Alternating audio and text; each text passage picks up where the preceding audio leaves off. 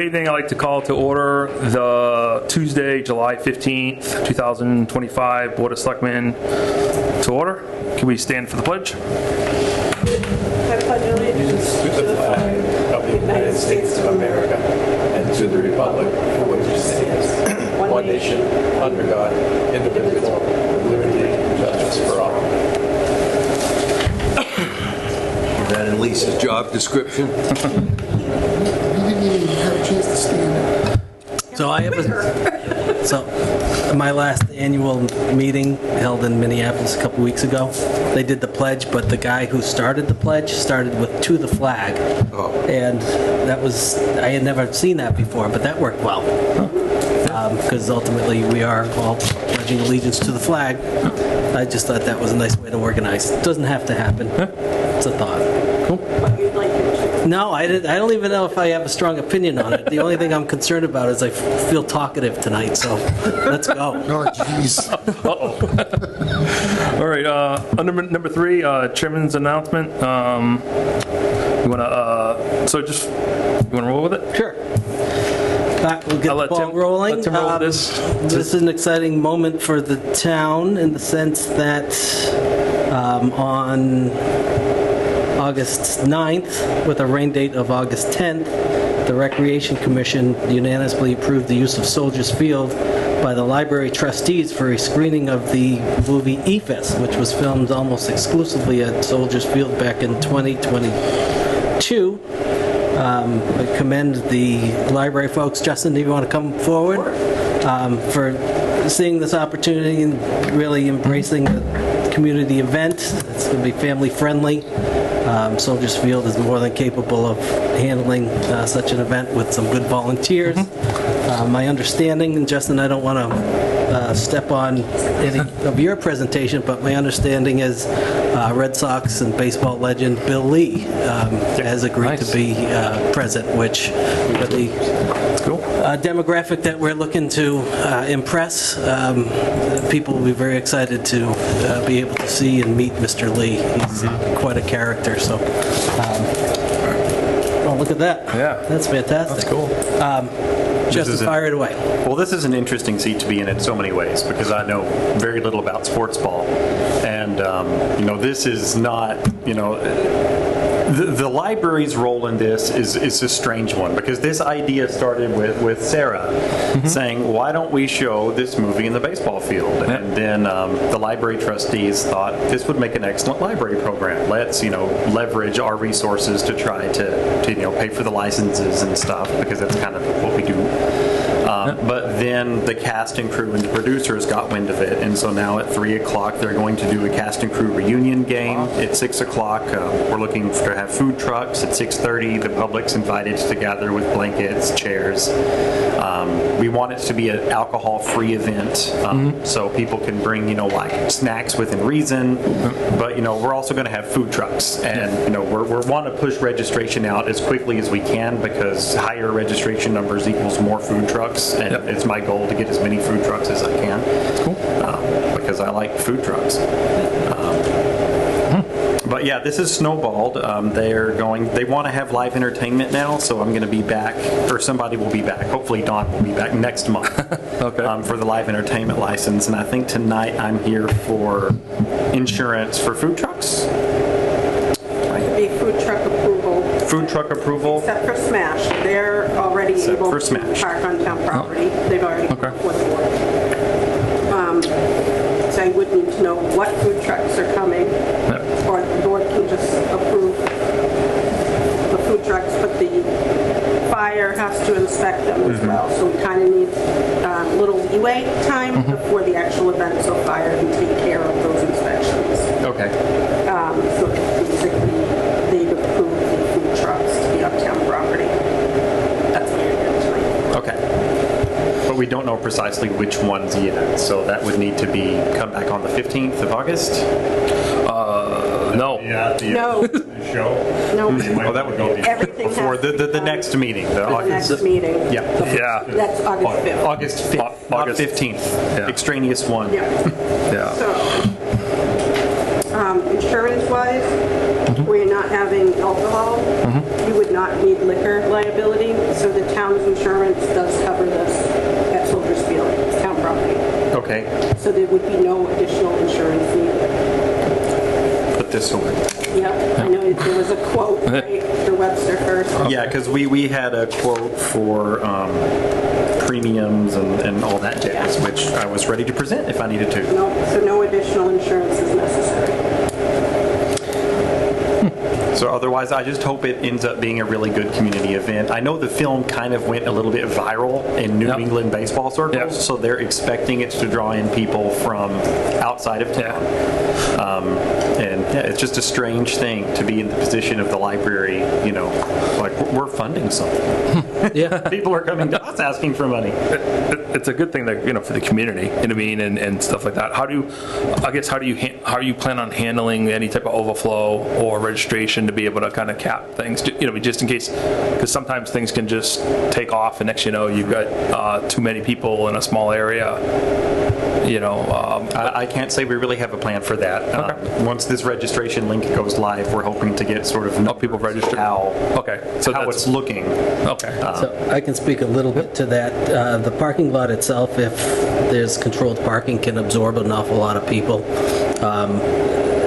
Overflow parking at Unibank was discussed at the Rec Commission meeting. Someone was going to pursue that. And then if need be, over even by the library, would be opportunities to direct people to park. So it's a concern because I don't know if it's going to... I would imagine they'd be up against the, you might even want them, Something you might want to think about before you commit to a certain number. yeah. I think you got a couple different spots where we could almost put them. I mean, inside, you know, inside the field area, when, you know, where they used to be back in the day when they had big events. And sometimes they would, you could have them outside as well. So I remember them, you know, when I was little, they had a lot of big events there and stuff like that. I think they're looking at along the third base line inside the grounds Yep. to seal off that. That would be something you have to run by fire as well, because they do need a certain amount of spacing Yeah. between each truck. So kind of having a number of how many will be there is going to be helpful for them. No, great point. Yeah, I'm hoping we'll have that soon because after this meeting, we wanted to get this posted tomorrow morning and then have, you know, like the actual film people are going to be promoting it. And so all of their registrants will feed through that QR link into, you know, so we should know who's coming. So a couple of things to think about, Mr. Chairman, if I may, from my event management days. Food trucks need power. So if they don't have power, they're going to turn generators on, and nobody wants to listen to generators while they're trying to watch a movie.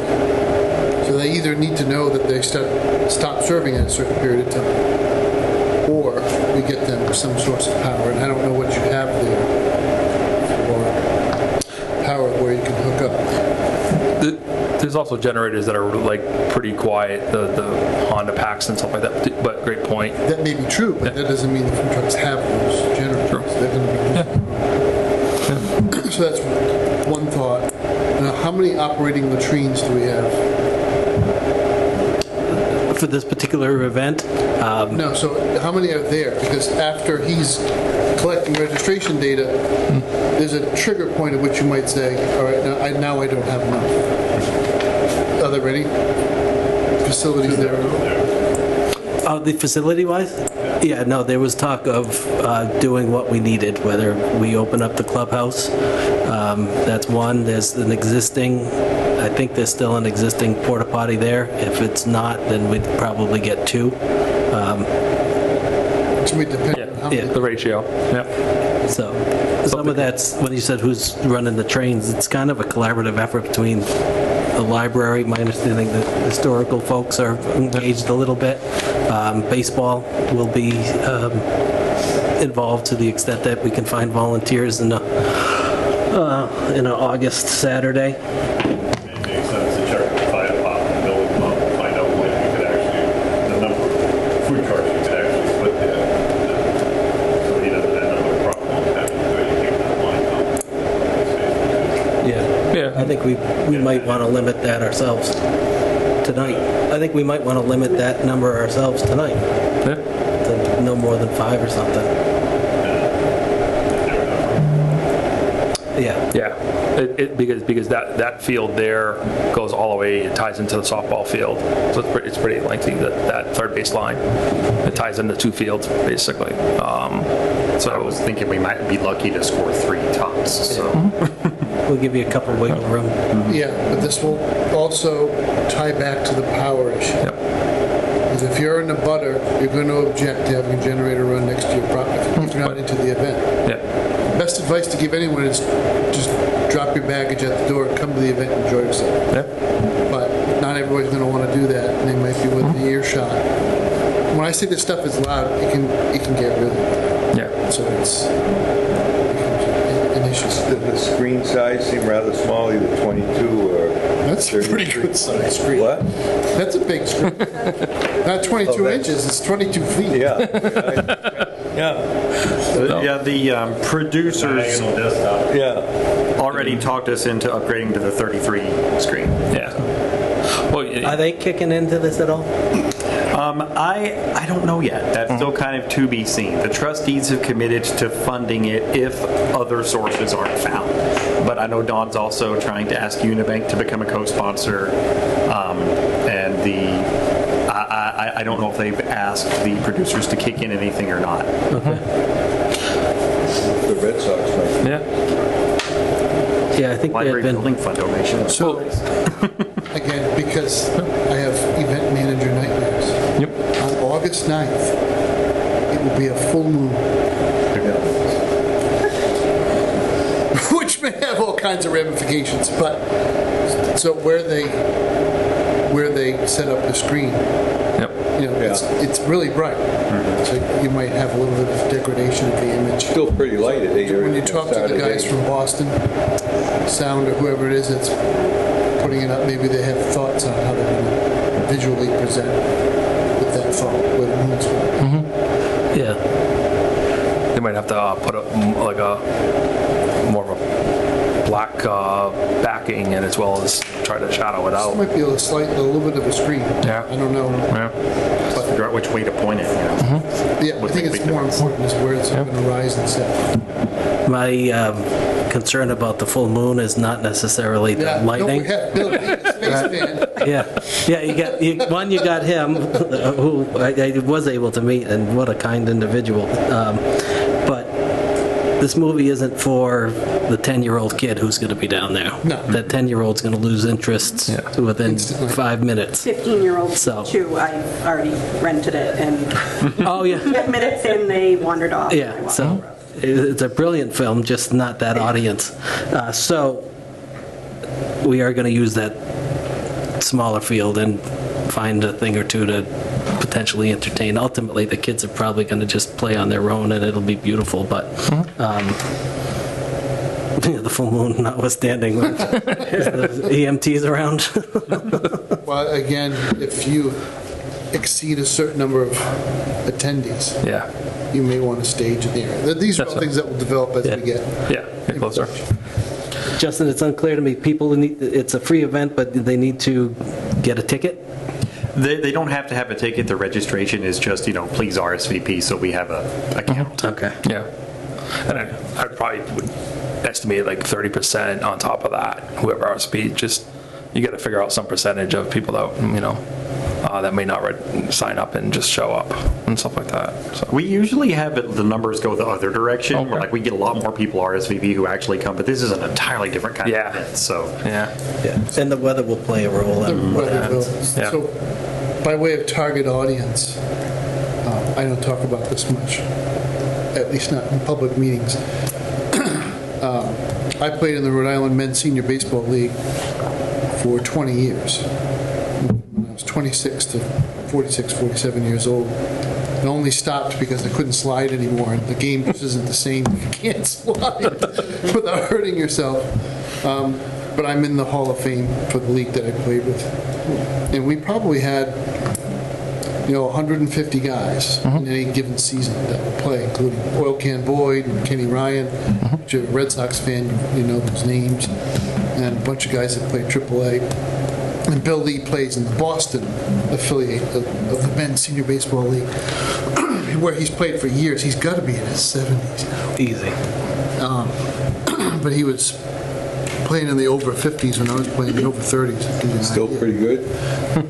Yeah, I mean, the big league players are in a league all their own that you don't appreciate until you stand there and have Kenny Ryan buzz an 87-mile-an-hour fastball, which is slow by today's standards, under your chest. It's just a totally different world. Was it oil can boy that used to talk to the ball? Yeah. He still does. He talks to everything. Oil cans are Yeah, he real talked to the character. ball. Yeah. I've got lots of oil can stories I actually can tell. Well, What I want to say is there's a producers did target say- audience for this, and if it spreads around, you'll get pretty good attendance.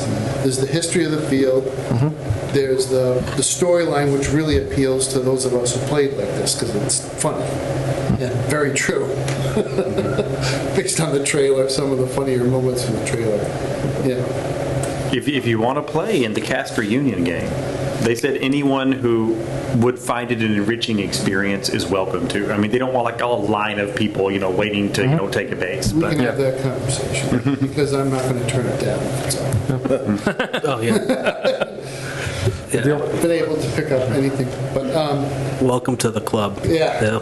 Long story short, this is a celebration of the history of the town as much as anything else. Baseball is a huge part of Win Schuster's contribution to the town, as with one of its biggest business people and landowners, and his affiliation with the Boston Red Sox puts Douglas on the map. So we should embrace this aspect of American culture and run with it. We have another event coming up in September with a old-time baseball league that's going to play by the, what is that, the 1864 rules? Which I assume those are dead ball rules. I know they don't have gloves. They don't have gloves, but if you love the game, you can see how it originally started off. It was semi-suicidal to play that game. It's like hockey with, no mask. Baseball had been very good to me. No glove? Now, we've lost some Nowadays? really great people in the last couple of years. I know Louis Tiant has passed away, and some others that also were very supportive of adult baseball. So, thank you to the Library and Recreation Commissions for putting this together. Yeah, it's a good thing. the library's role in it has actually been very minimal. It just happened to fall under the auspice of our Board of Trustees. But I think it goes back to the point that a modern library is relevant to its community because it shares media materials that speak to our common experience. And that is why 8 years ago we fought the battle to keep the library open. Yeah, and frankly, your volunteers saw a need, saw an opportunity, and while maybe there's an argument to be made that the baseball program should do it, the library saw a need and is running with it, and I think everyone's very supportive and it's good, appreciative of the whole thing. So, Yeah, the thing, it's very much like an all-hands-on-deck town-wide effort, so. Pretty cool. Were there any movies made of the actual game?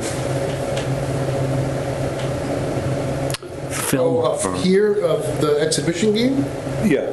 So, to the best of my knowledge, no. And your expert on that was Suzanne King, who made such an effort to put that whole thing together, the anniversary.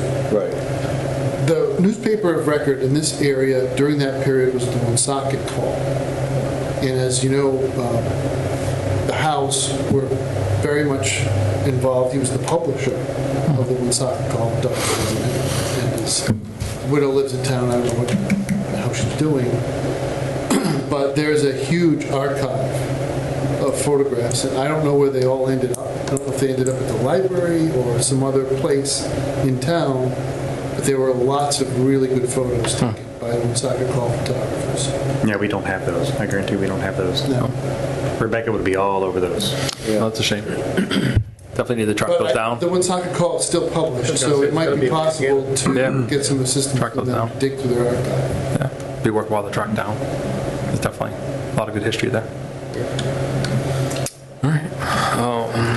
So What do you, Something to look forward to. do we want to put a cap on it tonight for number of Yes, trucks? so for the purposes of our work tonight, would make a motion that we allow up to 5 food truck entities to participate in the August 9th and/or 10th viewing of EFS with the specific parameters of setting up defined by a cadre of townspeople and volunteers. How's that? Good deal. That's a reasonable number. All right, motion by Tim. Here, a second. Second by Ross. All in favor? Aye. Aye. All right, Thank you so I much. think, You'll yep. be back. I'll be back. Well, Don will be back. Yeah, we'll see you on the 5th and stuff like that. This That would be a project public involves hearing. no library staff time. Yep, perfect. How that's working out? Good deal. Just as a baseball volunteer, I know Nick's involved. If you guys have questions about the facility and getting access to electricity, whatever, I can be of help. Okey doke. I will have Dawn immediately watch this meeting Yeah. and then email you all of her feedback. Yeah. This is great, though. I can see the movie people get behind this. I assume they did this. Yeah, well, Kate Anderson actually did that. One of Oh, our did she? trustees she makes flyers for a living, so. That's cool. That was pretty hardcore. Yeah, that's right on. So brand. one of them That's does nice. not have a QR code to register. If any of y'all want to post some of them anywhere where you think they might get traction, some of them do have QR codes to the registration link. You can So hang it here. do with them as you will. Okay, Thank you. Thank you. appreciate it. Yeah, what does yours say? Is that? Oh, he's got the QR code. I've got a QR code. Yeah. Is that the only one that? That's the only one. Yeah. There There should be Yeah. 4 of each. Oh, all right, Lisa's got a QR code. Okay, yeah. Yeah. There's a few QR codes, yeah. Tim and I don't. And I can crank out more and send them. Yeah, Like, I'll let you know. It'll be all over social media. that's good. All right. so, thank you. Thank you. Appreciate your time. All right, as we move forward, meeting minutes, possible votes. Let's see. The June 3rd and June 17th.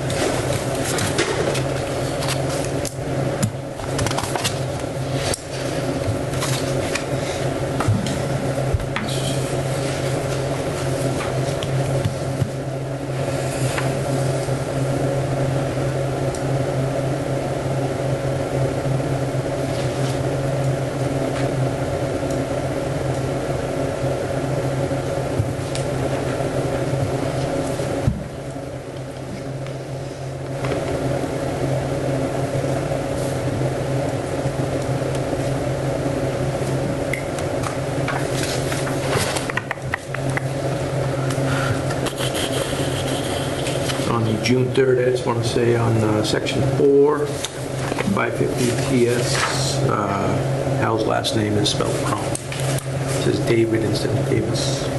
Oh, that's Good pickup. nice. Catch.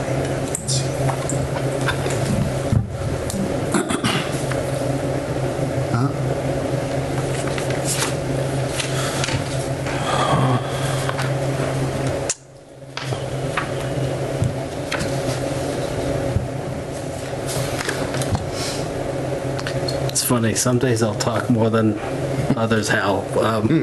Item number 9, I'm sure the minutes are great, but I don't know if I said that I did not intend to serve in a leadership capacity. Well, let's read it. Mike Fitzpatrick nominated Tim Bonin to stay as the chairperson. Tim Bonin thanked Mr. Fitzpatrick for the nomination, but feels like it should go to another board member. I don't think I said he does not intend to serve in a leadership capacity. It was more of for the overall health of this committee and the town in general, because I'm not going to be a selectman forever. I'll review it. So, Yeah, that's all right. you know, I guess I don't want it to sound like I These are was steps minutes. neglecting Yeah. my duties after just getting reelected.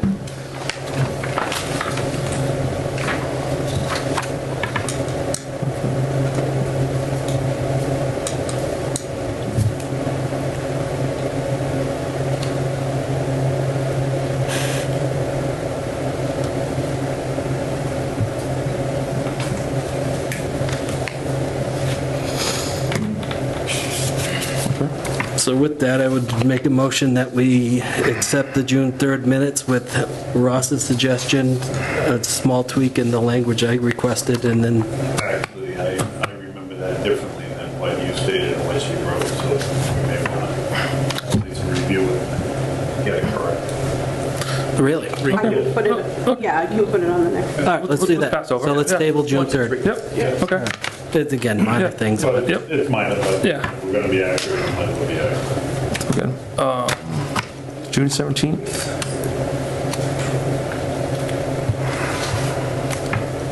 Tuesday, June 17th.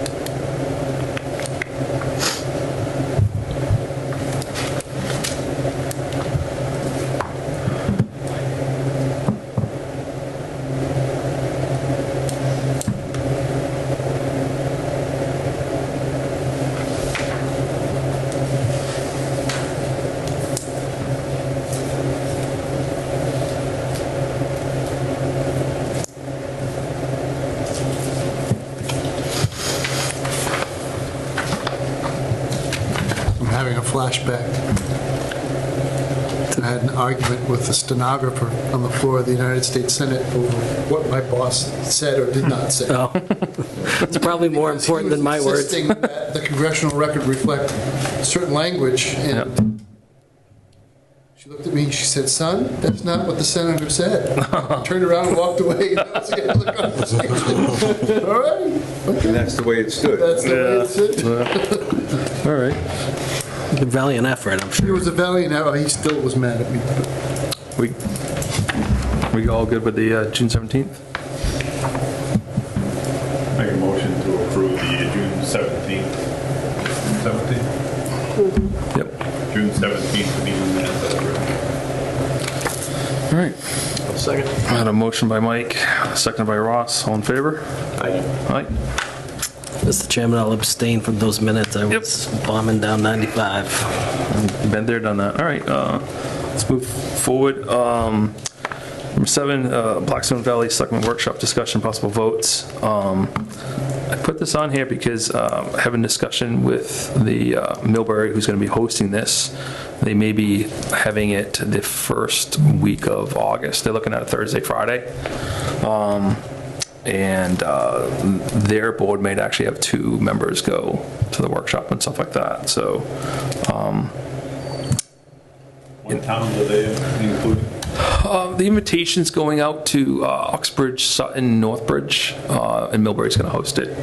I don't have the time yet. They're going to send out a invite, but my concern was that before our next meeting, that the invite would happen in timing of it, or closing our agenda for the August meeting and stuff like that. So that's why I wanted to have it here, because they meet on the opposite weeks of us.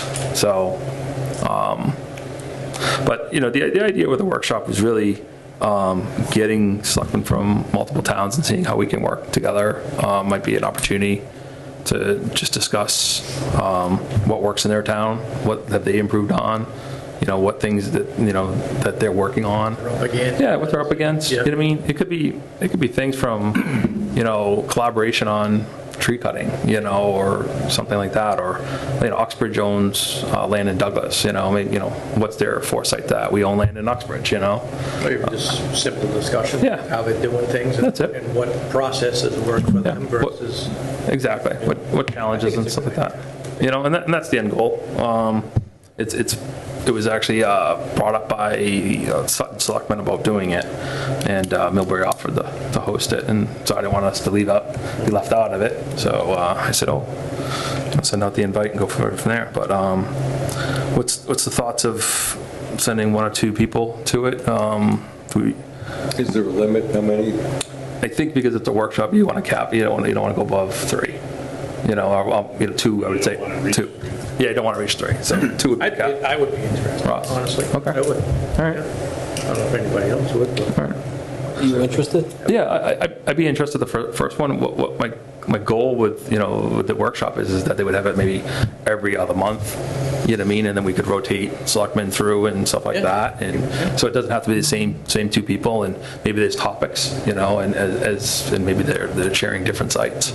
So that's how I envision things kind of going forward and stuff like that. It could be an opportunity where they're having a topic that, something that jumps out at us, for small business, how we small business owners, or how do we push back to the state on things. So, but, being unified, I think the benefit of it is, we're all small towns. We're trying to do good in the valley and stuff like that. So, all right. So the suggestion is if we do this, that we, after a meeting, just follow up with an agenda item as to what was discussed and whether there was value in it. So with that, I'd make a motion that we put Ross and Les on the Blackstone Valley Selectmen Workshop team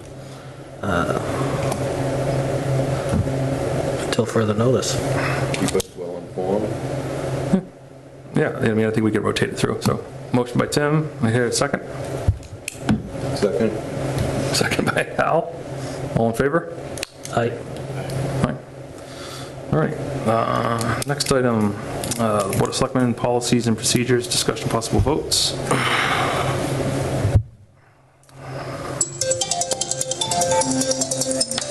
Sorry about that. Don't know anybody from there.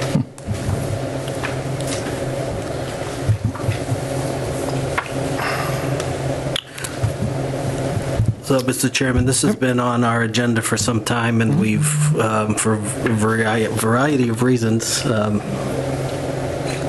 haven't really delved into this a little bit. But I think it's a good night to plan to spend a few minutes just looking this over. It had been some time since this board had looked at this, and I think it's probably an appropriate thing to do. For those at home, if you want, Mr. Chairman, I'll just read what it is we're looking at. But this is the operating policies and procedures. The purpose of this document is to recognize the need to codify the traditional and accepted working relationships among members of the board, between the board and the town administrator, and between the board and other town boards, committees, officials, and citizens, as well as the need to consolidate town policies and procedures have undertaken to create operating procedures of the Board of Selectmen.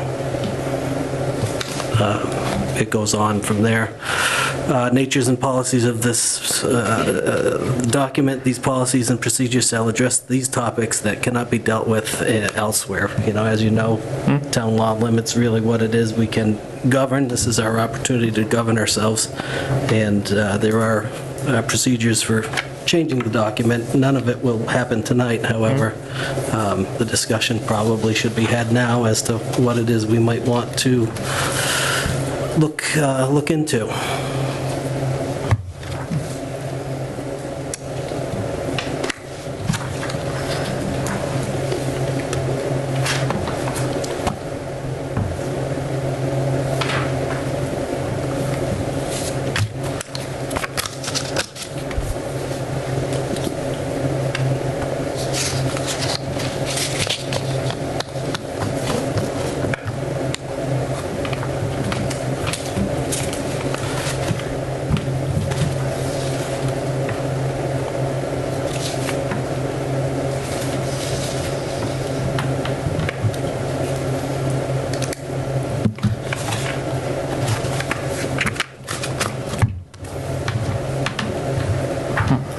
So, did you have any items? The only one I could think of off the top of my head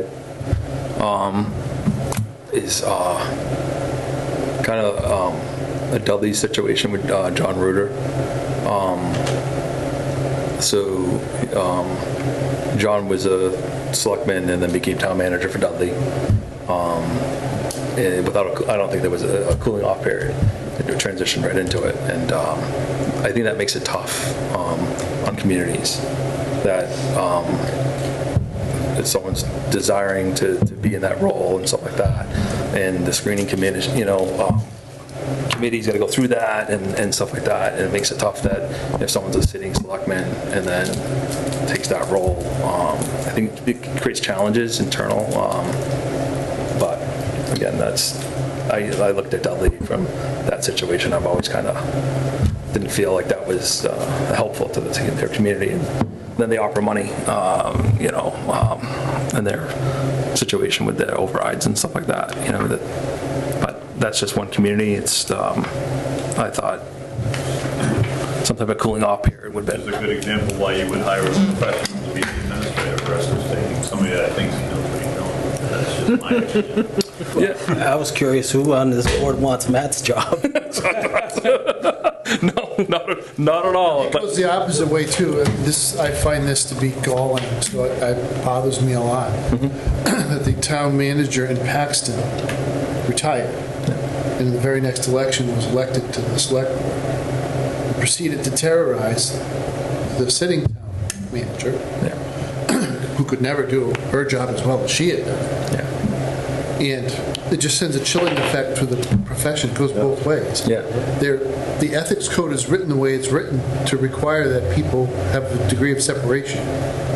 So it's not like you foreclose your career forever, but you got to wait. Yeah. And this idea of jumping right into a role Yeah. is completely unacceptable. If it's the will of the board to capture that thought process, your policies and procedures is one place to put it. But it does not serve the residents of a community well at all. No. To have that happen. I also think, just speaking from looking at those situations that have happened, with the staff, you know what I mean, and the process going through on both ends, right? So the Paxton situation as well as the Dudley situation, where, they've got to go through and stuff like that. But there's also, recently, an budding community that had the same situation and stuff like that, and that person didn't make the finalists and stuff like that, and then just the unnecessariness, the cooling off period and stuff like that. I think would make sense. I don't know what the thoughts of the board, but that was just one thing that I was kicking around and stuff like that.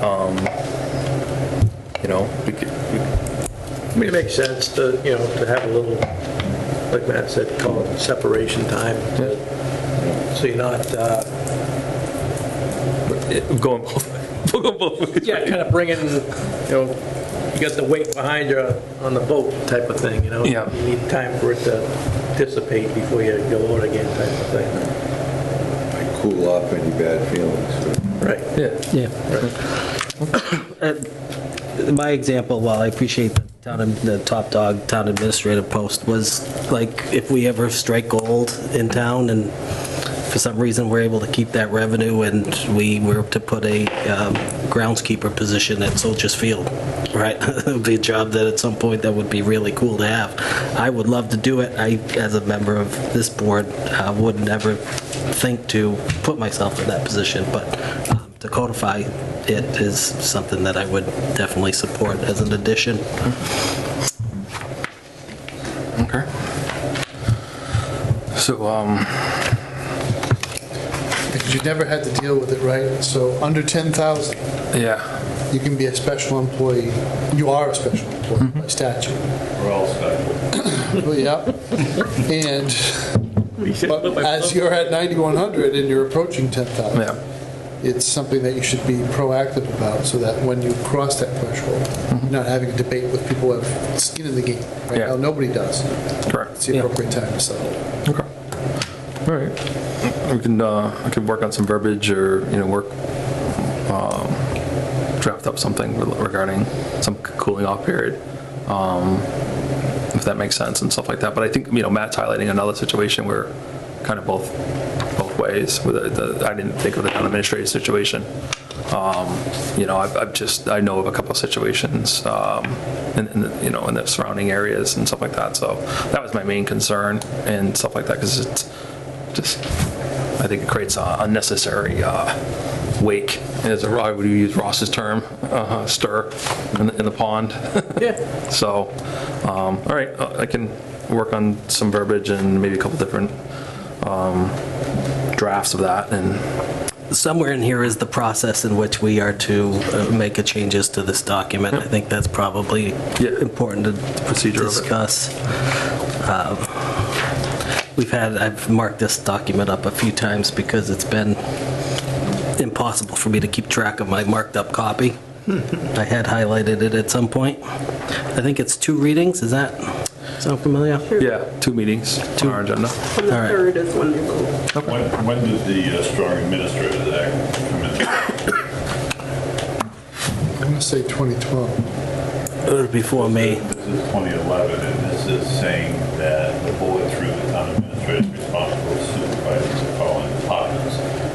That is no longer the case because of the Strong Administrators Act, so that whole section of it, which is 9.4, we got to look at that and update that. Okay. Also under, what is 21? Street names. I don't know the last time that this board has decided on a street name for a subdivision, but the responsibility of this board to do it. It's on page 10, street names. I don't think we've ever named a street. Well, I'm saying that, so think it- either if we're not gonna do it, then take it out. Okay. If we're gonna do it, then we should be doing it. So Okay. Yeah, I think- if we call it Hortense Drive or whatever, but What drive? it could be called Hortense Drive or something like that, right? So Hortense isn't it? So, Take a left on Ingrid, go straight on Hortense, take a right on Mildred. yeah. Okay. All right. But if we're gonna go through this thing, I personally don't have enough time to look through this, but as just a couple little point things, the authority role of the Board of Selectmen, we should look through that and also get input from the town administrator to find out what is actually not accurate in there.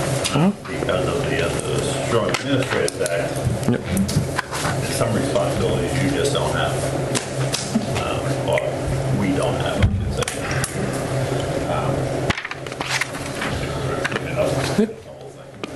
Makes sense. But not knowing what we're going to do with this is like, Tim has said, it's been on a half dozen times on our agenda, but didn't know what it was that we were looking for. So if we're going to go through this and clean up the whole thing, I would like to be afforded at least the next 2 weeks to look through it, make some mock-ups. That makes sense. Yeah, it gives us a chance to go through it and add any comments or anything else or things that gotta be removed that are updated. Again, it's been 14 years. We also did it on the committee handbook, because there was things in there that just weren't relevant. Okay. Yeah. Les, I think under your responsibilities, like I think ensure that information is equally distributed to all members of the board is kind of a practice that's probably best not pursued in the interest of recognizing Matt's role in informing us. It shouldn't fall on your shoulders. And then another thing I had struggled with, thought about, was the role of this board and its board members serving on various committees. And, you know, one of the rules in my house is do not point out my hypocrisy with my children. And I fully recognize I'm an elected official in the rec commission as well. And we've got great volunteers here. See if I can read my writing here. But I think if this board is okay with other people serving on, you know, appointed or elected positions, that in the interest of understanding the work that the board members are doing on various committees, that they report back to us as to whether they seek a leadership position on a subcommittee or another appointed committee, because we really should be in the know and frankly should have a say as to whether any concerns about delving into other areas may eventually impact this board. It is I'm very aware that volunteerism in town isn't what it should be, and that this board fills in some really important roles. But for the context of understanding what we're all doing, I think it's important to at least let this town board know that, you know, we're serving on various committees. well, I think also to Matt's point, when we get to 10,000 and we're getting close to that threshold and, you know, a couple projects and next, you know, we're over that threshold, everything changes with the whole Special Employees Act and everything else. But, you know, let's spend some time in reviewing this and seeing whether changes want to be requested and submitted, and, you know, we can pick it up in the next couple meetings and stuff like that. We've got to do 3 meetings, Lisa? Okay. So, Could you email this document one last time in Word? So we can all access? I'm still having trouble with that SharePoint. But Matt, just a question on the 10,000. If we get to 10,000, does that make, what does that do for, you know, the elephant in the room, ZBA? We've got 2 members here. Does that impact? So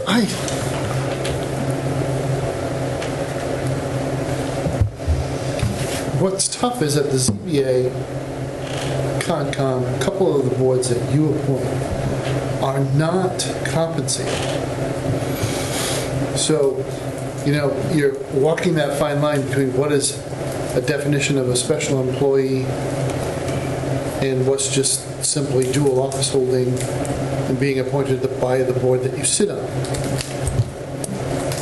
So it's more, changing away from special employee is going to have a bigger impact on, for instance, whether or not you could serve in a role and be compensated for it that's not directly related. Let's say you want to plow snow, or some of these other things that you can do part-time. I think it's a longer conversation and a more philosophical one about what the appropriateness of dual office holding. Certainly, you know, the community I grew up in started off around 16,000 people, and they're up to about 36,000 people now. So if you were a member of the Cumberland Town Council and you wanted to serve on the appointed planning board, there would be a hue and cry about that. It'd be just outrageous because the amount of power you could collect. Which is a completely different dynamic in a small town where there's only so many people that are interested enough and motivated enough to try to defend the public's interests in all these different roles and serve well. And that's been the tradition in Douglas. You've had many, many people who've been serving on quite a few different boards all at the same time. We have town employees that serve as elected officials on maybe not the select board, although in the past you had Dave Furneaux sat on the select board. You had Buff. You know, so there's been this cross-pollination because that's where the interest level was in the community. But as you grow, you're going to find that is more and more uncomfortable because it's just too much knowledge, too much information about all the inner workings, all being vested in a small group of people. And the more you grow, the more people are going to look for that to diversify and be spread out. So you're in that in between. You're going to have your growing pains. One thing that I would, just as a counter pressure, the business that's being done by many of our boards and commissions right now is extremely important. So if it weren't for the activity of so many people, this board and some of the other boards where people serve multiple roles, we have plenty of board members that have served our Concom, etc. That's essential to getting the business of the town completed in a timely way that's respectful of applicants' rights. So you do have counterbalance in this conversation to think, you know, at what point are we going to put this before the voters? Because I think ultimately, while you can do this with your policies, as a matter of governance, it'd be best to put it before the people as a bylaw. I'm just, because we're getting closer to that line. You know, I mean, if someone asked me, like, oh, how many people, you know, now we're at 93, maybe, you know, hit 94, and, you know, it comes on us quick. You know, it can happen pretty quick where we're over that threshold. And I think understanding what the rules are once we get to that threshold, or before we get to it, that's the biggest thing. The biggest thing is it won't be automatic anymore. But you could still vote it. Right? You can still extend the special employee status to specific positions and vote them. Because the problem at 10,002 is the same as 9,100. So, all right. The challenge you have is trying to find people to step up and volunteer for these boards. No. Well, and absolutely, and to have the knowledge and the interest level of Yeah. subject matter. No, Yeah. that's why I said, We've had that, yeah, we've had that in the whole sports and stuff like that, boards that I've served on where, I mean, me and John Fern always, hey, how's it going recruiting volunteers? You know what I mean? It's a struggle, you know what I mean? So it's, becomes more and more challenging, so. All right, well, let's further discuss that in the next meeting and continue, let it evolve. Number 9, modernization of the town government, discussion and possible votes. So I think I'll speak to this. I had asked that this be put on the agenda. I really don't want to dig into this in very much discussion tonight. But I want to bring enough information out in a public setting where anyone who might be involved in the conversation won't be blindsided by the conversation. There are any number of things about the way a town decides to govern itself that it may become the duty of the town administrator and our finance director, as a matter of fiscal control and fiscal prudence, to bring to the attention of the community at large, not just the select board, as to inefficiencies or inadequacies in the current governance model to fully guarantee that the taxpayer receives services for what they pay for. And it's a very uncomfortable position for me to be in because, frankly, my job's easier if I get along with everybody and I don't have conflict with important people. And yet, at the same time, I don't think taxpayers view my role that way. I think they expect that if I see something that is not exactly kosher, that I'm going to somehow flag it, even if the select board on its own action can't fully resolve it. And so we've had these issues in municipalities all across Massachusetts. And I'll not make this personal to Douglas. I'll give you a sense, though, of some of the things. Douglas has already crossed the line, by the way, with modernization of some of its structures. So you went from an elected tax collector, treasurer, to an appointed. And that occurred quite a good time before I started here.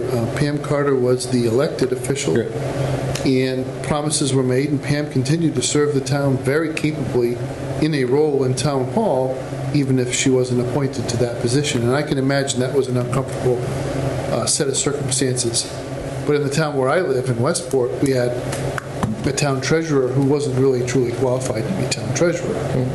And nobody knew just how bad things had gotten until one day a finance committee member was in his office and saw a $500,000 fine was being levied by the local retirement system on the town of Westport because the treasurer had failed to make the town's contribution to the pension fund. And I had the dubious distinction of going to town meeting late that year. The place was packed. It was over 400 people at town meeting, and the only seat available was to sit next to the town treasurer who was going to get fired by town meeting that night. And he's standing there saying what a great job he's doing, and he's completely screwed up the whole town, right? So he's just, I'm kind of like that, And there was time to vote against him, I'm trying not to raise my hand too high. It's because it's an uncomfortable conversation, but the professionalization of our positions across the board, and including everything from hiring decisions, it begins to become uncomfortable if people have access to critical assets of the town, such as our general ledger, who may or may not be qualified to have those interactions. So I'm going to do the best I can to communicate with people before we talk about this again. But at the appropriate time, I think we can't avoid the conversation. And no matter how sticky it gets, we've got to talk about how we're spending money and what we're getting back in return for that spending. All right. Let's move forward. Town administrator, town goals, discussion, possible votes. I think we've had this on the agenda to kind of circle back and owe Matt kind of some of the goals for the year. Thoughts? The only question I have is the Brown building made it on there? You can put it out there. Yeah. So you're the boss. You put Yeah. your goals on, and I have, my job is to implement your goals. All right. So, But, so I guess my point is, though, is you speak as a group. So if there isn't a vote of the select board, I can't really say that it's a goal of mine. Right? If then it's a goal of an individual selectman, that's the path you don't want to go down. right, no, but we did vote on that. Yep. I think you did. Yeah, we reported It's that. on the list. Okay. Yep. You voted on that. So I reviewed the capital, and it is on the current capital list. It is actually on the 26th. It was on the list. Okay. What I suggest is, before you get too carried away with this, review the capital committee bylaw and make sure that you're going where you need to go with that, because it's pretty specific wording. And I don't know what word for word. Well, I mean, that's how you make the sausage. Matt knows we want the sausage made. I'm entirely fine with him working within the confines of our funding ability and mechanisms, machinations of town governance to get that building gone. So this is, but this is, ties back to your prior agenda item. There's nothing in state law that says you have to have a capital committee. There's nothing in state law that says you have to have a building facilities committee. Those responsibilities were select board responsibilities that at any given time, members of the public felt that either the select board or the former town administrator, whoever it was, wasn't following the rules. And so they made institutional solutions to those problems. It doesn't have to be that way, but it is. So right now, access to the warrant for the capital budget is strictly through the capital committee. So that's, and when you have a grading system, that committee has organized its work according to its will as a body. Now, you make a number of appointments to that capital committee so that if you want to affect your will, you affect it through your appointments. If nobody wants to step up and serve those roles, then you're going to have to respect the independence of the committee. That's part of the modernization conversation. Is that the most effective way to go about doing things? I know the adult seniors bus was on the capital committee, but low hanging fruit for a number of years, and then finally the select board. It actually wasn't on there. Kevin went ahead and tried to push that forward.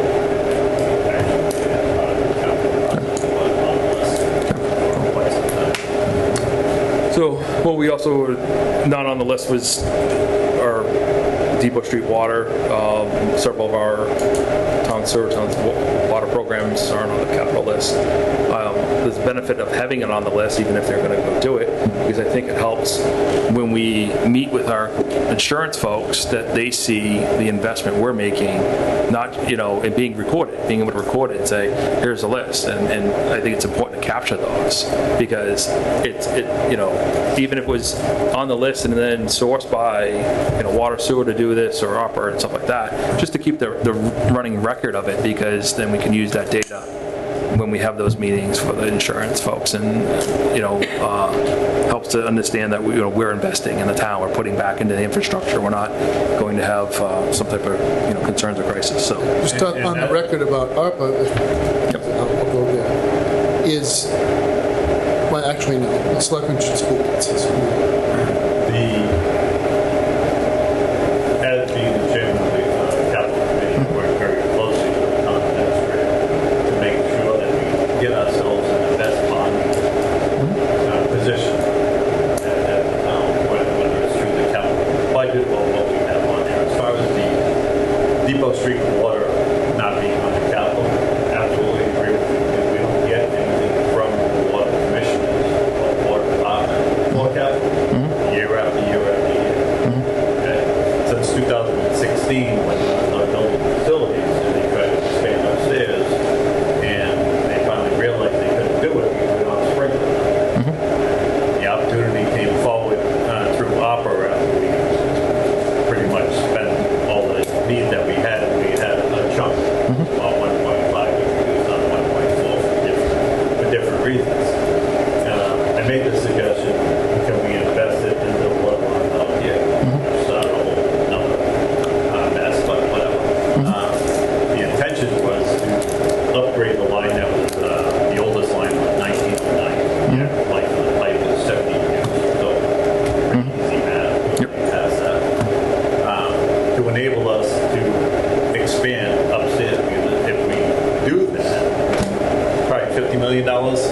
money to replace this building. So this is gonna carry the building, if not more, carry this building, the town for a town building for a long period of time, well past all of us. And that was gold on that. So, and I'm only pointing this out because it's important to make sure that everybody's aware that we're extremely mindful on the capital committee, and so is the town administrator and the finance director. We're all very closely together to try to make sure we're doing the right things. And I'm not trying to be difficult about No, let me finish. Not trying to be difficult about the brown house. It's on there. Just pointing out facts, like I pointed out. Looking to do it at the parking lot, think about all the things that come there. That's just planning that I have to do through the capital process. It's not as simple as just tearing it down. As I said, it is on the list. But we have a lot of things on that. We have the renovations to the fire department. It's going to be a big topic once we get that figured out. So with that, I yield back to the town administrator. Well, it just flashed across my brain. We need to check the budget that the governor signed to see if our earmark was included for the little brown house, because that will alleviate some of the There's discussion. going to be a point. All I wanted to do on the ARPA process is I do want to make sure that the integrity of the record is preserved. The select board managed our ARPA allocation for a couple of specific reasons. It was extraordinary revenue that was on a timeline, so it needed to be spent by a certain date. And when the money was originally sent to us by the federal government, the uses were extremely restricted. And it was only over a period of time that we were told, use the money as revenue replacement for almost any government purpose. When it originally came to us, it was more directly related to public health issues coming out of the COVID, after the CARES Act money was all expended. The idea was to do projects that you did not do because of the pandemic, and not just projects that you needed to do just in general for the overall well-being of the town. So every single decision that was made about ARPA funding and programming came through the select board. I don't want anybody to think that there was any other. No, I would further add that, the town was very wise in what they did with the ARPA money versus if you look at some of the communities, surrounding communities, and, I think we're very wise in what we... The popular thing to do was to put an inch of finish coat on every road. That's certainly what we did in Westport. It's the dumbest thing ever. It's 3 or 4 years ago and the roads are already falling apart. It was a complete waste of money. So just circling back on the goals, I don't know what the census of the board is, but one of the other items I thought which would be helpful for the community, it's actually on the board, probably raise that, is working on, I know the surrounding communities have a 55 and older bylaw already in place, if that's something that we can look to kind of accomplish. I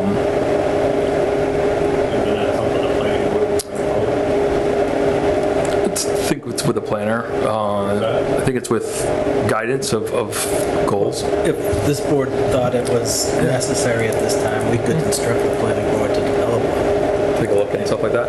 It's just catching up with everybody else. We've got, South Street project that's probably one of the, someone did approach the town, and there'd be an opportunity for a revenue source there, doing something like that. Could be beneficial. Just look at the neighbors. But again, it's a census of the board here. I know that the highway barn, continuing to move that forward is definitely a priority of mine. I think would be beneficial to the community. Mike, I know you worked long on that, correct? You know what I mean? So, no, just, yep. So, I believe a long time ago before I was on the board that you guys started a process of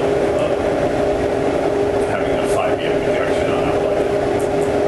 I haven't seen that. Get an understanding of what thoughts are, where we're going, have a sense of our decisions. As far as the goal for the administrator, which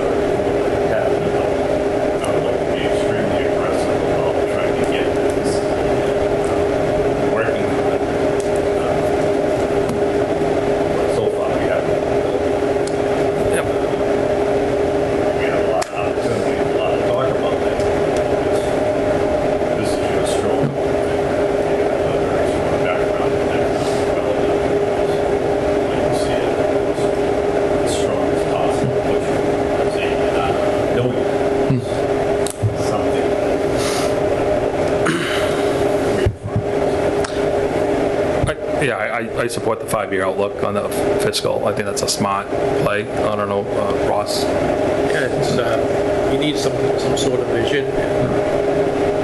You say whether it's a 5-year goal and a path to get to it.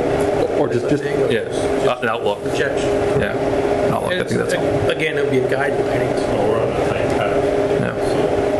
So in this case, it's not really about the projection. The projection is done. It's about presenting it publicly for conversation Yeah. and thinking through the ramifications. The one thing that I would put out there as a caveat is that because Gene and I use extremely conservative revenue estimates, so we estimate low revenue growth. Yep.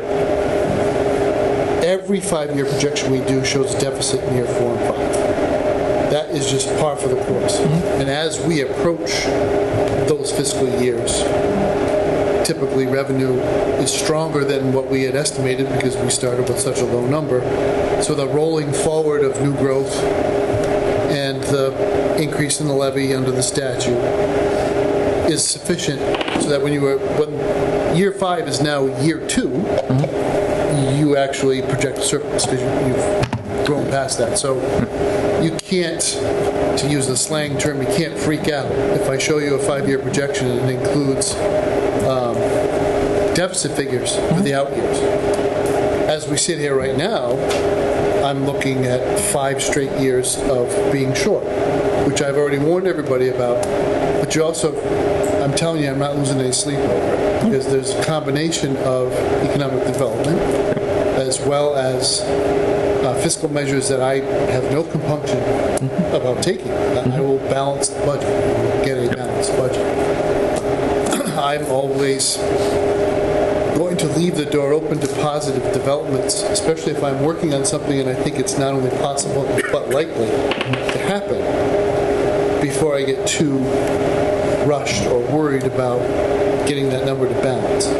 So my project really, budget-wise, is to resolve our surplus condition with the Massachusetts Strategic Health Group, to repatriate those surplus funds that Douglas has with that group into an account controlled by us so that we can smooth out the increase of the cost of our benefit program. If I'm able to do that, I will resolve a good piece of the issue for fiscal 27 without having to change anything that we're doing. So that's why I'm sometimes I don't wear the 5-year projection on my sleeve necessarily, but in terms of being able to generate reports, absolutely, it's at my fingertips. I project out 8 years just to be. So at this point, I have 12 years retrospective in the spreadsheet and 8 years ahead, or 20 years budget. Yeah, I just think we as a board, it would benefit us to make educated decisions on stuff and capital would actually be looking at it 1 year at a time. Full decisions in progress. That's a good lead into just, I sense you're defensive about the thought of the Brown House somehow bypassing building facilities. You guys do remarkable work, and I feel very comfortable knowing that, with the puzzle that's there, you guys are putting the pieces where they are. I 100%, and I don't want you to make it feel like this is an attack. My perspective is, yes, there might be a process to that. However, as a town leader, recognizing that tax bills just came out and people are driving down Route 16 with a brown building with a hole in a hole in a roof in an area that is otherwise quintessential New England. If it means that I got to stay here and say we got to find the $40,000, whether it's 30 from the state grant that I think came through, then do your thing, make it happen. It's no offense to the building facilities, but as someone that takes the representation of the taxpayer, I think they would really appreciate seeing that, and that's all I have on that. One piece, Matt, on, if I can, Mr. Chairman, back to modernization of town government, knowing that we are potentially recognizing some fiscal rocky waters.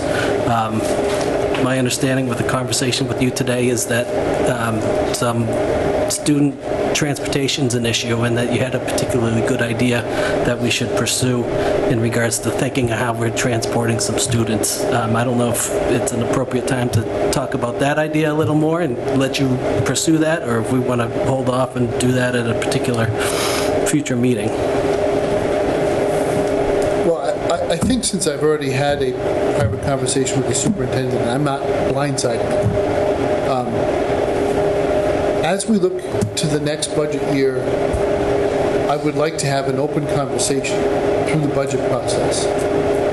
And this will include the capital committee, because from my perspective, I'm perfectly willing to recommend to the taxpayers of the town that they buy an appropriate piece of equipment. And I'm not sure what that is. I'm not sure if it's a van with a school bus sign that flips, or if it's a bigger vehicle, not unlike our senior bus, to transport people back and forth to their out-of-district placements, especially if it's run as a small program that is dedicated to a specific commitment we have, most likely to a student that's going to be out of district for most of their educational career.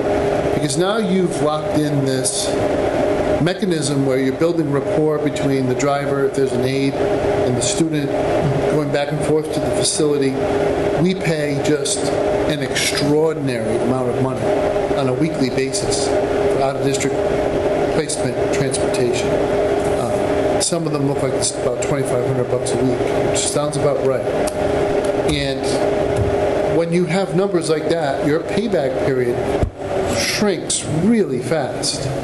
And I think some of the logistical difficulties of hiring drivers and getting them trained, Patrice went through this with the senior bus, and it was a trial or error process at first. So we've probably churned through 3 or 4 drivers, but now we've a very stable bench of people. The compensation is not a wild number at all, and it's hourly, so it's tied to the specific thing. But I said it when I first started working here, I haven't changed my tune. The only way you can control your local budget is to control the accounts that are growing the most rapidly and that are large.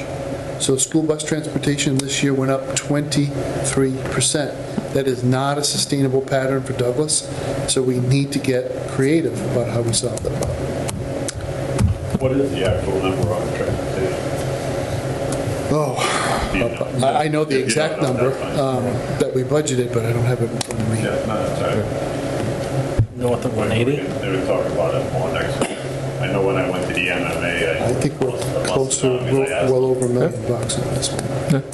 How much? I think we're over $1 million. On special ed? No, on all all of transportation. Yeah. So your big yellows, Yeah. your special education, buses do they run? your routes for athletic teams, which, what's that? Buses that they run in business buses. I'm not sure how many routes we have left. Remember, I went through a process of negotiating with the school committee to reduce that. And I think we had 9, and we talked about, the consultant felt we could feasibly reduce 3, but I think we only eliminated 1. It would be a very good exercise to go through the process of entertaining what the town administrator is saying. When I went to the MMA, electric buses are 350,000, but a regular bus is about 150,000. So on what he just said, you could buy the buses in 1 year and be ahead of the game. 100%. So just something to think about. We're talking little, I'm talking the smaller Vans, routes, because that's like- where the growth is. yeah. Right. So- No, I know that. Yeah. Good point. I'll take a picture if you want to manage it. Didn't the state delay the mandate for electric buses? Yes. Yeah, electric area. Electric, all the Yeah. heavy-duty trucks are Yeah. pushed off. Yeah. How's that going to work, Ross? Big extension cords. Yeah. But they accelerate really fast. Yeah. Well, I think just going back into the goals, Mike highlighted it as well. I think we've discussed it, the economic development on continue. So I think there'd be consensus on the board to continue moving that forward. Yeah, so this is my sweet spot, so I'm going to tell you what my experience is. Because I had a fair number of go-arounds with the Woonsocket City Council on this very topic. If it's private property, we can only go so far, Bob and Eric and I. In many cases, those conversations are confidential between a potential lessee, the lessee and the lessor and a potential lessee, as to terms and other things. Our duty on the economic development front is to secure the infrastructure of the town in its most advantageous condition so that you make the development sites here attractive to the industries that are growing at the time that you're making the investment. Now, whether or not you are willing to have conversation about tax increment financing and other economic development tools is not a conversation we have broached yet.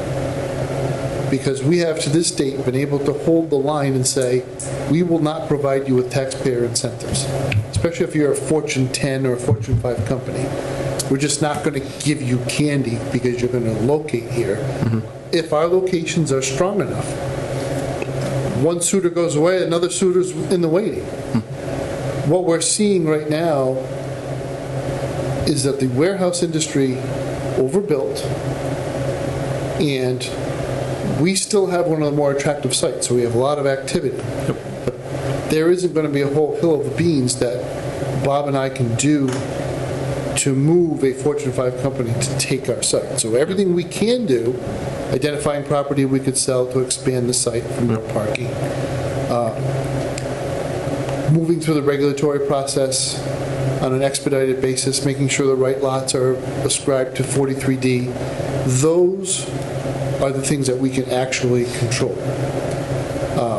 Now, if you want to get more hardcore about downtown revitalization, that is a more in-depth conversation. The select board could probably have a meeting about nothing else but that. Because the complexities of working with landlords, really, with businesses on the first floor, any mixed-use building, is that what incentives can you provide me as a landlord that are fair to the rest of the community? Because you have to be mindful of the fact that an apartment for rent above a business that doesn't exist right now is going to compete with existing apartments in town. And if the supply gets to a certain point, you're going to put price pressure on rentals, downward price pressure. So I like to be very careful about exactly what we bite off and chew on economic development, because there are things that take you into the economics, the relationship in the private sector, where you don't really want to go as government. You can't move fast enough and you don't have enough tools to be fully engaged. So I think it's setting the tone is accomplished best by, and I saw this work out with Highland Corporate, when the municipality owns the property.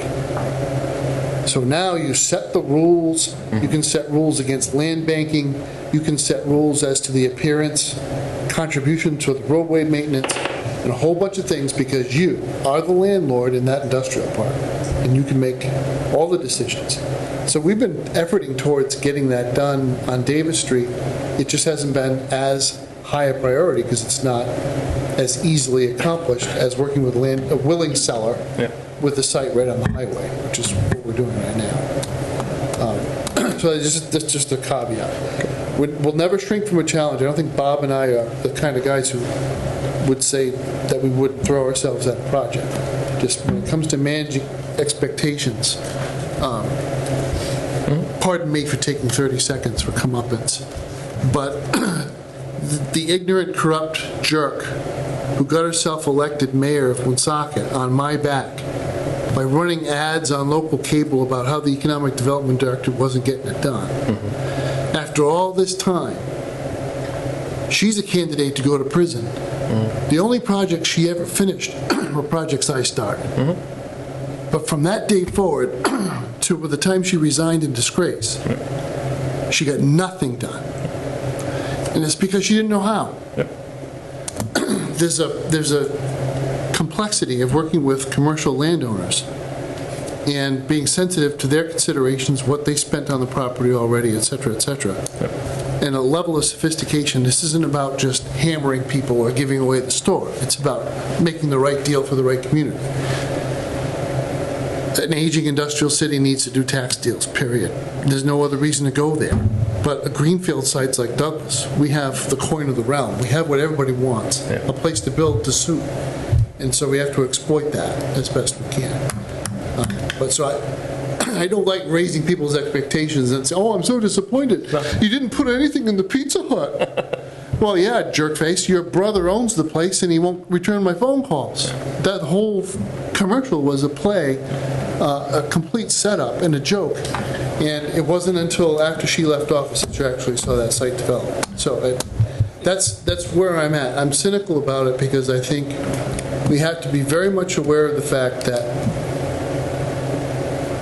there are things we do not control. Just because this is an elected chief policymaking and chief executive board, and because I'm appointed to administer the place, I can't tell people what to do with their property.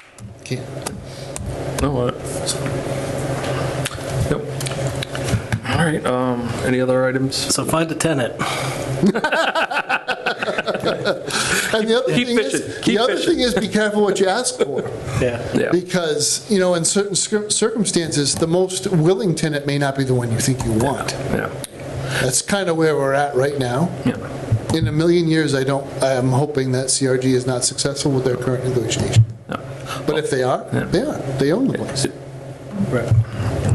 And I mean, yeah, nothing happens overnight, and it's a long road, economic development, you know what I mean? So, especially in the private sector and working with communities and stuff like that. But I think you highlighted a great one, which was the mixed use.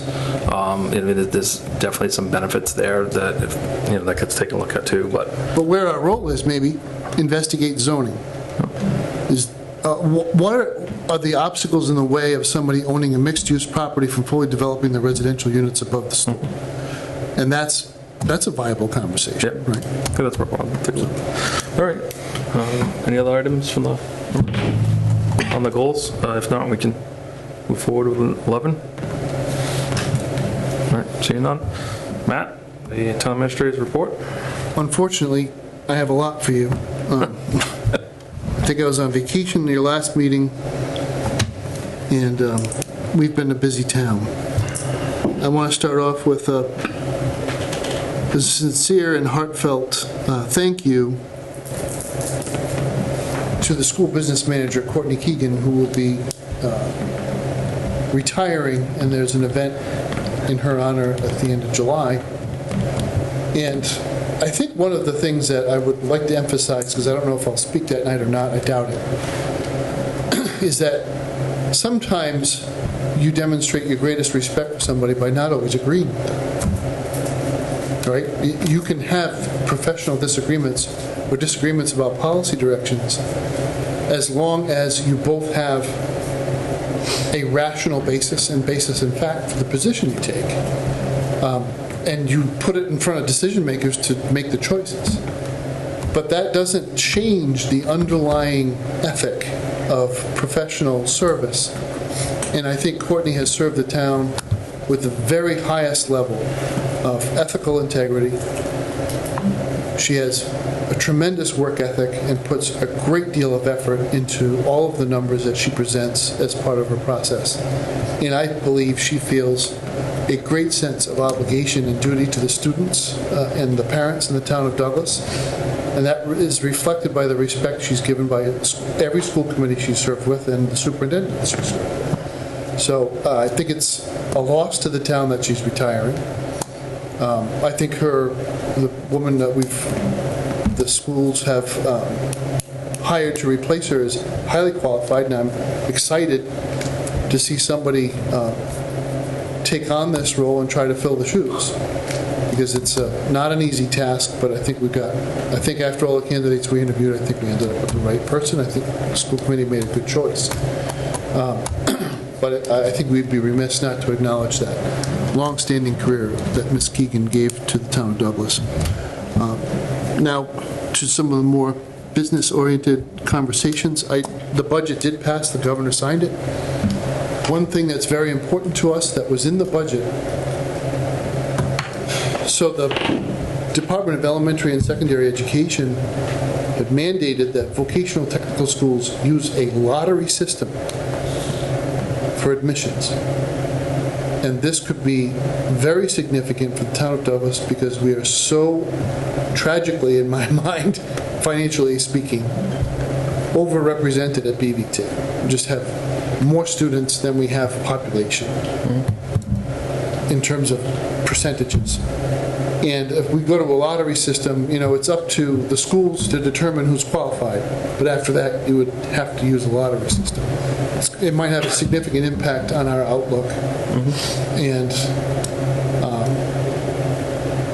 the larger communities, it just, the rules of probability, the more ping pong balls you put in the spinny basket, the more likely you're going to pick the ball of that color. To fill your population, your student population. So those underrepresented communities like Milford and Grafton and some of the others might find themselves with bigger bills, and Douglas might come back to earth. There was a last-minute attempt in the House. Representative Moran moved to strike some of those provisions and wanted to replace it with a commission to study it, which in the world of legislation is the way to kill something. Give it to a committee to study it. And all of those amendments did pass the House, but they were stripped by the conference committee. So the lottery system is intact. We'll have to see how BVT intends to implement a lottery. Clearly, the Voc Tech leadership around the Commonwealth and their supporters in the legislature are going to try to make the lottery look as much like the system they want to have. And it's really going to be up to the communities that feed these systems to take a stand and say, no, this is what we think a lottery. So that's for your working group in the Blackstone Valley, that's a valid conversation. Yeah. I was having that meeting as quickly as possible to determine that. Tomorrow, the appraiser will be at 11 Gleason, so we're going to get this process moving. I had to wait till a fiscal year turn to have the professional technical funding available on the Selectmen's budget to pay for this appraisal. Once the appraisal is done, the RFP will be ready for posting. So we're going to move along fairly quickly with that. The appraisal really won't take too long. So that's tomorrow. Mr. Furno is going to take Mr. O'Hara around. In the course of the work on Depot Street, we didn't just discover this. We've known this has been an issue, but because we're in the ground in this part of town, it's the appropriate time to address it. We have a culvert that runs, not really a culvert, we have a drainage pipe that has failed that runs from Cottage across Main Street over towards 244 Main. And the entire bottom of this pipe has rotted out, and we're starting to see some subsidence under the road. So you may have noticed Highways fixed this sinkhole a couple times on the Cottage side of the road. So while we have a contractor working on Depot Street, we're disturbing this part of town already. I think the way we're going to go forward is we will hire out, we'll have an outside contractor come on a Sunday evening to dig across Main Street and fix this drainage culvert. So I'm thinking this might be in August. Again, to minimize impact on traffic. It would be a Sunday night. You pay the rate for that. You have an outside guy do it because you don't want your own guys digging in the dark around water pipes. You just farm that out and have somebody else do it and supervise them. And as we go along, what we're going to find up and down Depot Street is we have some real drainage issues. So the water pipes actually held out better than the drainage pipes did. As for Depot Street itself, there's money left in this budget. So the contract was let out below the budgeted amount. And remember, this is ARPA, town meeting, and water commission retained earnings that were all put together into the funding package for this project. Chapter 90. Chapter 90. So you had 4 funding sources. There may be room here to have C. Norton do some of the drainage repairs, since they are already here with their equipment. And, you know, it doesn't make sense to spend all the money to pave Depot Street nice, and then have to dig it up in a few years because the drainage failed and you start to get alligator cracks and terrible damage. That's going to be very much front and center as we go forward. So that's going to happen fairly quickly? Yes. Question, just if the amount of drainage fixing needed to be done and the cost is increases to above, would that then we would look at the project maybe not spend as much on sidewalks or some repurpose sidewalks? I'm just Yeah, we trying to haven't think. gotten to that bridge, and we'll cross it when we do, but if Okay. you're asking me to triage, Yeah. I mean, I have no hesitation telling you right now, it is more important to drain the street properly than it is to have sidewalks. Yep. It's just, Well, curbing, that's how- yep. that's where it is. So that's, if we have to cross that bridge, that's how I would probably navigate the bridge. We just have to prioritize. As for Depot Street, this has been fun. We lost water here for a couple of hours today, and it was planned and necessary. What I want to reassure people is that the temporary trench patch that's out there right now is not going to stay, all right? So once they're finished trenching in the road, they will come back and put a proper trench patch down to overwinter. So some of the lips and some of the roller coaster, rollerblade, what am I trying to say? Washboard surface will go away, hopefully. Now, so much of this comes down to one issue, which is whether or not the contractor properly compacts the material in the trench. And, backblading it doesn't do it. So I think we're going to have a conversation with Norton on exactly how they're going to do this compaction. But I just want to remind people, the proper way to do this is put the trench patch down, let it sit and settle over at least one freeze-thaw cycle through the winter, and pave next year. So it takes a little bit of patience on the part of people who live on the street. I get it. It's very important, though, that if you're going to spend borderline $1 million paving a road, that you don't have to disturb it again.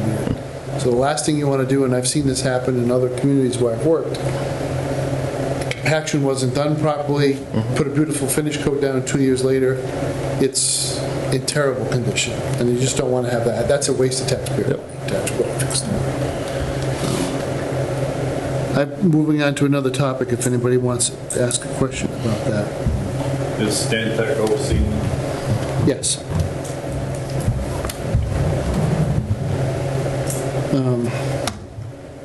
Three more things. The first is we have finally completed our phone transition.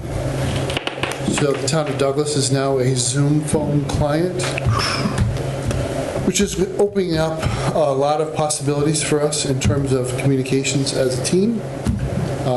We can make phone calls from our desk, from our desktop computer. We can, if those of us who have town-issued cell phones, our desk phone will ring to our cell phone. We can conference call. We can do a whole bunch of stuff, and we're not really paying any more money for the service than we were paying Granite for their substandard service. We've got some conversations to have about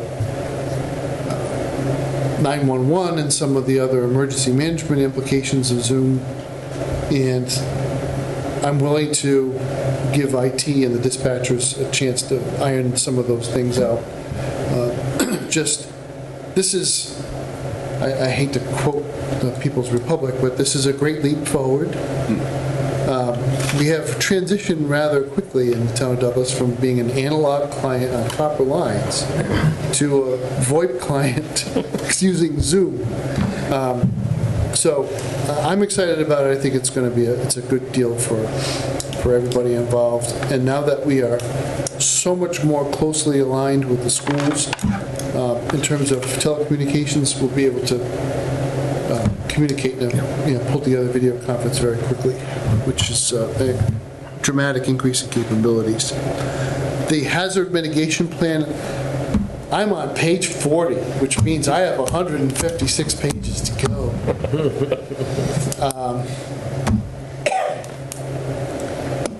I think it's going to do the job. I think that the select board should, in many ways, I think maybe one efficient way for you guys is to divvy it up into chapters and each take one rather than try to read the whole thing. If you want to read the whole thing, knock yourself out. But if you want to focus on the things that are of specific interest to you, that might be the highest benefit. HAZMAT is a critical basis from which we apply for grants and other sources of mitigation funds. The current administration was all excited to get rid of FEMA, and then they had some tragedies, and I think they're rethinking maybe their strategy. And where I'm going with this, I'm going to segue from there into a conversation about emergency management, but people have to give it up at the local level. Just give it up. You're not going to decide the balance of power in Congress or who is or is not in the White House. You have circumstances that confront you. And if somebody wants to run with it and turn it into some sort of diatribe about what's going on in the world's climate and all the rest of it, you can believe what you want to believe and hold your opinions and vote that way accordingly in federal elections. But at the local level, where our duty is to respond to the facts as they arise without layering in all the political considerations. I've said this before. There's no Democrat or Republican way to fix a pothole. And the segue now into emergency management is, what have we learned that's applicable to Douglas from the tragedy in Texas and more recent tragedy in Fall River? And I'm going to come down to, I'm playing a card here that's very important, that people understand that if they want to roll in emergency management while I'm town administrator and in assigning those roles, I care about two things more than anything else: situational awareness and communications. If you have a clue of what's going on and you're talking to everybody else on the team, your chances of success go up a lot. Situational awareness is not reacting to the immediate physical condition that you're looking at. Any buffoon can do that. So if you see a hole in the road and there's water at the bottom of it and a broken pipe and you think, oh, wow, there's a hole in the road, maybe I have to change, maybe I have to manage traffic flow. That is something I expect an entry-level police officer who may not even have finished field training yet to understand. Oh, there's a hole in the road. Maybe I should take out my flashlight and direct some traffic so people don't kill each other or kill the guy in the hole. That's not situational awareness. Situational awareness is taking that incident and putting it into the context of where you are. So all that water at the bottom of the hole was going somewhere. Where was it going? It was going to people's houses. It was held in a reservoir for fire suppression. So if the water's flowing into the hole, it's not available for fire suppression. So situational awareness means, oh my God, I have a water break. We're not going to be able to put a fire out in half the town. And that's something that needs to be communicated immediately to the town administrator and to anyone we have involved in emergency management so that they can make the public aware of it. So, in my book, this is one of the ways that I evaluate the people on my team dealing with these situations. Are you fully processing the situation? The story coming out of Texas is relevant because, pay attention to this, please. All of the attention is going to be focused on the community where the most lives were lost, because there's the political impulse, it's a blood sport, to make people look bad without really fleshing out the entire story. Many communities even in Carroll County, properly warned their residents in a timely fashion, and they got out of harm's way. So the issue isn't we feel bad for the loss of life and we don't want to be critical of people who may have lost a child or a loved one in a horrible incident. Beyond all of the tragedy, there's human agency. People were warned the afternoon before the event that all of the boxes were being checked for a very bad situation to arise in a community where flash flooding was not only possible, but highly likely. And so in that set of circumstances, there is blame to be assigned, and the people who did it right need to be given credit because they saved a whole bunch of lives by doing things right. And if you feel bad for the kids, you should have thought about the kids before you decided not to install a warning system in your community.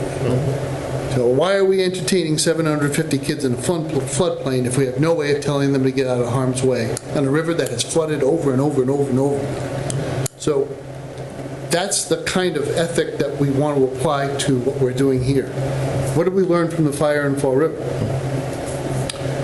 Again, I'm not looking to be popular, but having been a town manager in the neighboring mutual aid community, Fall River Fire has a reputation.